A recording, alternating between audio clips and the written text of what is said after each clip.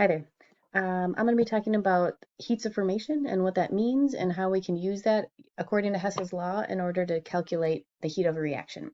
And so I'm going to be doing a lot of writing, which is why I'm looking down. My screen's right there, but I got my camera set up. So, hi. Okay, first thing to know is we've got this new little symbol here. And this new little symbol is called heat of formation. And it's technically defined as the enthalpy change for the reaction in which a compound is made from its constituent elements in elemental form. What that really means is, let's say you wanted to make like water. If you wanted to make water, you're going to have to scoop up hydrogen and you have to scoop up oxygen. You have to stick those two together to make water. And so the heat of formation of water is how much energy is it going to take for oxygen and hydrogen to come together to make water? Is that going to be an endothermic reaction or an exothermic reaction? How much heat will it take to make that? Now we assume that we can just go and scoop up oxygen or scoop up hydrogen without any energy. And so the only energy we need is from its elemental forms, H's and O's, put it together to make water. So basically what God did in the beginning of time. Pretty great. So if we take a look at the data table that we've got on this sheet here, I could find water, I believe. Yep. Here's water as a liquid. If you put hydrogen together and oxygen together, it's going to produce 285 kilojoules per mole of water that's made. The negative means it's releasing that.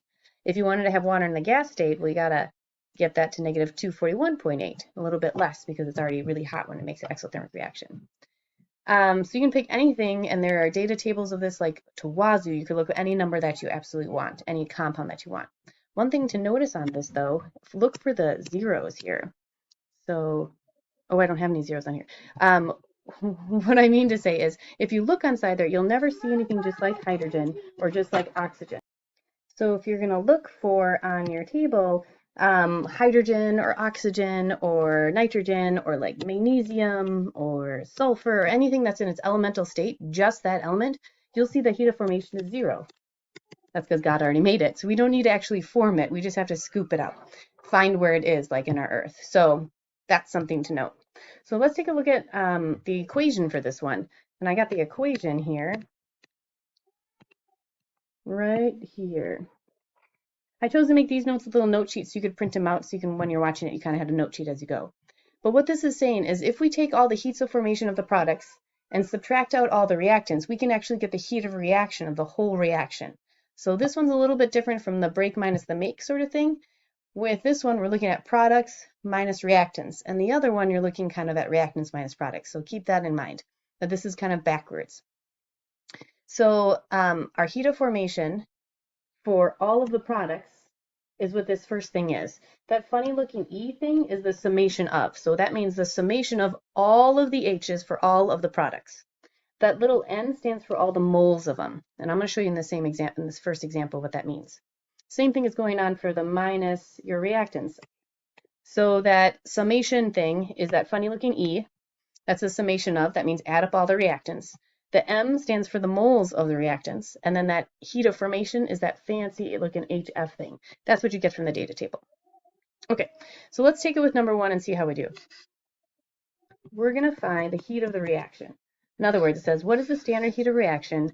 It's asking for that H thing that sits over here at the end of a reaction that tells us if it's exothermic or endothermic, the positive or negative value, the amount of heat you give or take. So what's the standard heat of reaction for this reaction? So we're going to do products minus reactants. So first thing, these are your reactants, the things you put in, and we have only one product over here. So change in H is going to be, we're going to add up all of the products, there happens to just be one of them, and subtract from it all of the reactants, there happens to be 2 of them. So let's do products first. CO2. So on here I'm going to look for CO2. I already covered up what state of matter it is. Oh, it's going to be a gas. Apparently I don't have that on there. It'll be a gas.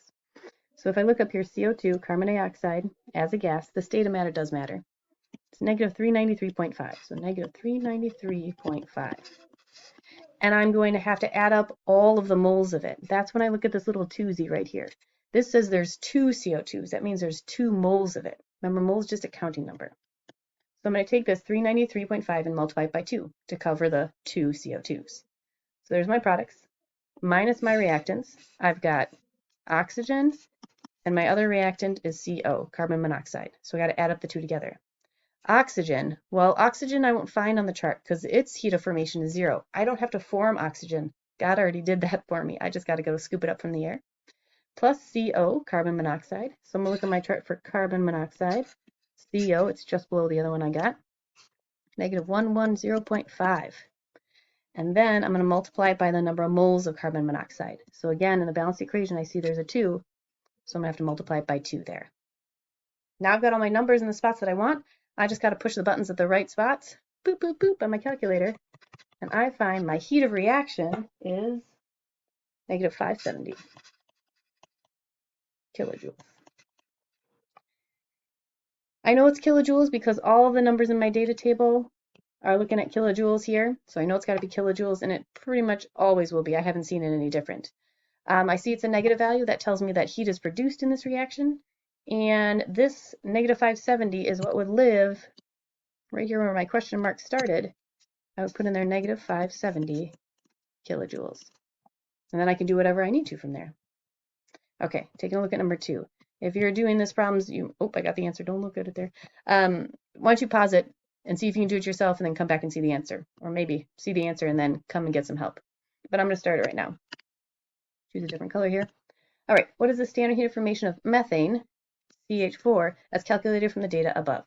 So in other words, I want to find if methane was in this data table here, and it happens to be, but I don't want to look at it. According to the data and stuff, what is the heat of formation of methane, CH4? I'm going to set it up the same way. They gave me the heat of the reaction, and now I'm just going to find one of the puzzle pieces. So in other words, my change in H of the reaction is equal to the summation of my H of F of the products minus the summation, add up all the heats of formation of my reactants. Don't look at the answers there.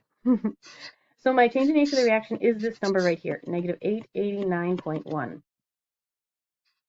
And that's going to equal all my products minus all my reactants. So my products are the things on the right.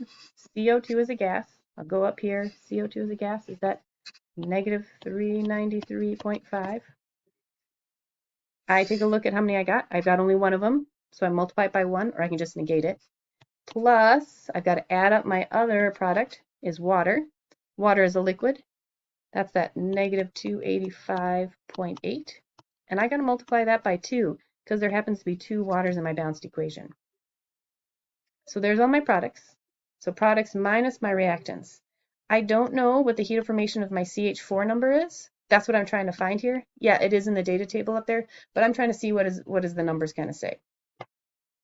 Plus my reactant number. My reactant number is oxygen. Again, that's the one that God has already made for us, so I don't have to include that at all because I don't have to form it. This is heats of formation, so that's 0.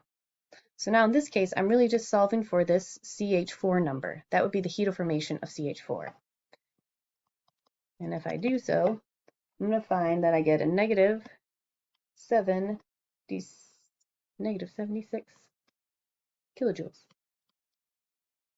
If I take a look at what my data table says up here, it should be negative 74.8.